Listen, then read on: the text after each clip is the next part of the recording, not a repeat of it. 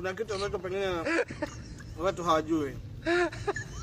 Hizi siku za wiki huwa zinafanana na majina ya watu. Mfano kuna mtu aitwa Tatu, hiyo ni Jumatatu tano. Kuna mtu aitwa Jumanne, hiyo tayari ni Jumanne. Alafu kuna mtu anaitwa Mkutano, hiyo ni Jumatano hiyo tayari. Kuna mtu anaitwa Hamisi, hiyo ni Alhamisi tayari hiyo. What I say? Alafu kuna mtu anaitwa Jumaa, hiyo ni Jumaa hiyo.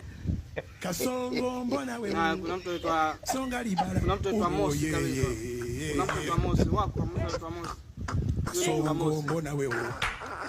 Mbona wewe? Kuna mtu anaitwa Pili. Bali nangai. Hiyo ni Jumapili.